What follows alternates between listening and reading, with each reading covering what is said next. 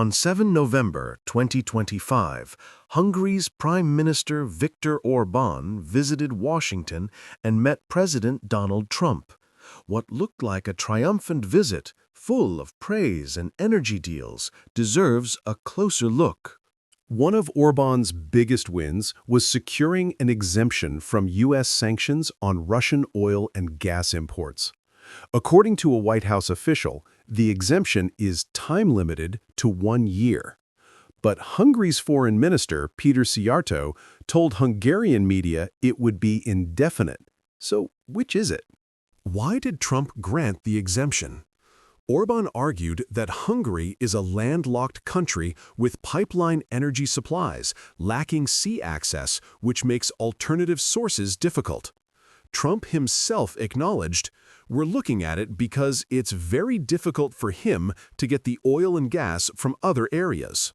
In return, Hungary agreed to a major trade and energy deal with the U.S., purchases of U.S. liquefied natural gas worth about $600 million.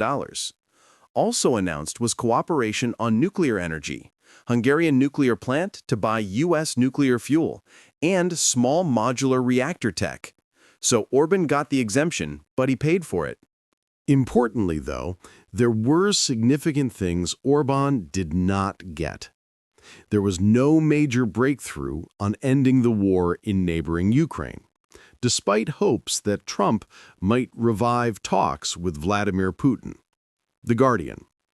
There was no commitment from Hungary to align fully with the European Commission target to end Russian oil and gas imports by 2027. Euronews. This means Orbán got the exemption, but he paid for it. From the EU's perspective, the exemption is a problem.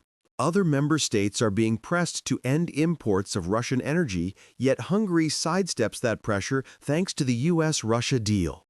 Meanwhile, Hungary is upgrading its refineries, MOL, to process Brent crude instead of Russian Urals.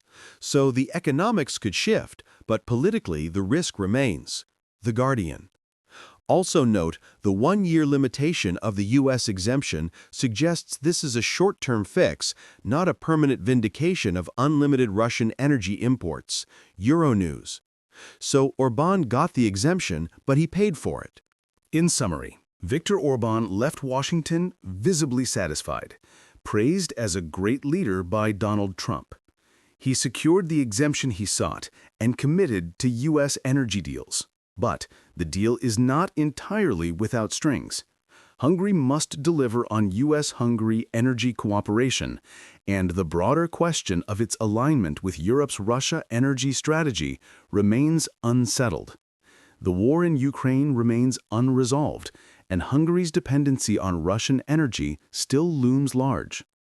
As Hungary heads into a difficult election in April, this visit gives Orbán a political boost, but also sets the stage for future tensions and vulnerabilities. So, Orbán got the exemption, but he paid for it.